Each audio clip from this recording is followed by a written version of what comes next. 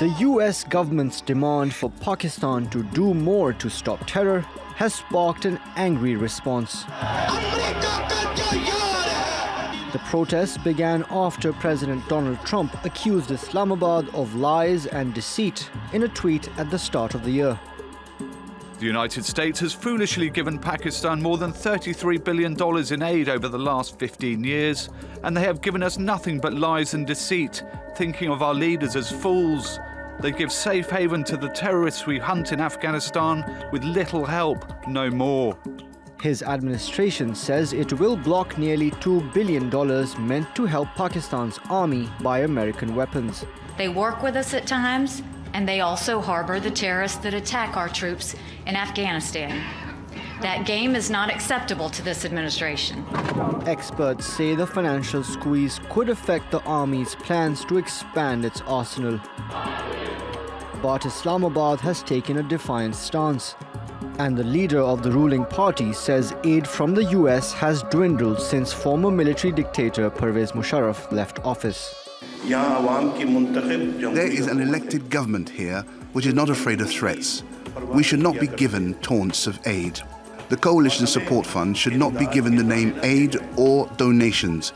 We do not need such funds.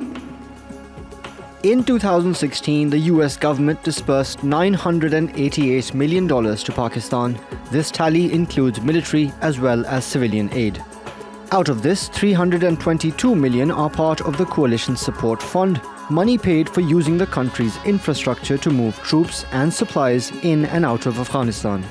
In 2017, total US aid fell to $485 million, about half of which was meant for improving governance and education. Simply put, slashing aid by $2 billion implies the US will pull the plug on civilian aid as well, and that these cuts will apply over a number of years. So the financial squeeze may reach beyond the army and affect the lives of farmers, students, and even minorities. And that could fan the flames of anti-US rhetoric on the streets. Mobin Nasir, TRT World. And Mobin's here with me for more. Now, Mobin, just how reliant is Pakistan on foreign aid, not just from the US? Well, let's be clear. The US flows from the US have trumped all other flows to Pakistan over the past 15 years. And that number, 33 billion that the president tweeted about and has been mentioned, that is the amount of money that has come to the country between 2002 and 2017. However, Pakistan has a different view on this. First of all, they say that about 14.6 billion was payment that was owed to Pakistan, a contractual obligation, if you will, for allowing the use of its ports, its airstrips, its highways, its borders, etc. All this, the US equipment, keep in mind, most of it that was moved and continues to move into Afghanistan, much of that went through Pakistan, and that is what this payment was for. The remaining about $18.819 billion or so is what is the actual aid component, both civilian and military. Of course, a lot of this money has gone into military, but a lot of it has also gone into rebuilding, into building schools, road networks, etc., in areas like Swat that have been centers of militancy, of extremism, but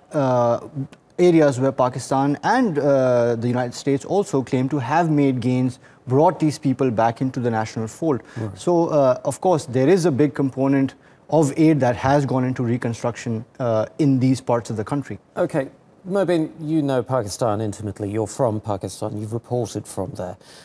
How alarmed are people in Pakistan right now? Okay, as the writing was on the wall long time ago, relations between the two countries have been deteriorating, and that's been happening over years now, especially when Osama bin Laden was captured and killed in the country. Of course, that was a watershed moment for relations. Then came the Kayi-Lugar bill that also looked to tie progress and benchmarks with further aid. And if you look at the numbers, since 2014, the amount of aid pledges even, not just a fraction of which actually materializes, has effectively been halved as compared to what was coming in from 2002 to 2013. So nothing very surprising about this. And of course, if you look on both sides of the divide in Pakistan, whether the left or the right, all feel that the US should curtail military aid. But of course, at the same time, they want to see the country also taking on a more independent stance and having more peaceful relations with its neighbors. And that, of course, has not happened so far. And one of those neighbors is China. How likely is the US's current policy towards Pakistan to drive it further towards China? It's happening already. Right. If you follow the national discourse, you look at the newspapers, the op-eds, a lot of the discussion has moved away from talk of the western border and turned to the investments coming in from China. $62 billion over the next 10 years or so. It's a huge amount. And of course, there are other overtures that Pakistan has made, them increasing military cooperation. They've joined the Asian Infrastructure Investment Development Bank.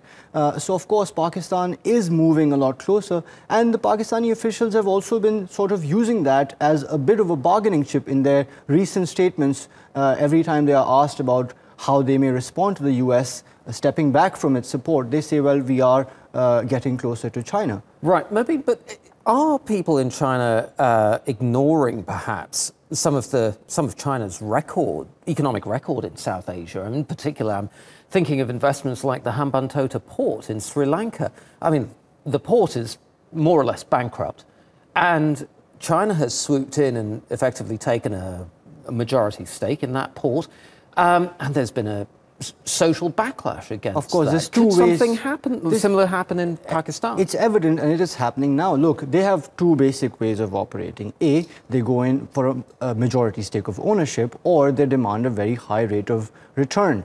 In the case of Pakistan, of course, within the economic circles, within the intelligentsia, of course, are criticizing this. But at the same time, the country doesn't have many other options if it needs major foreign investment. Very interesting times. Mobin Nasir, thank you very much indeed.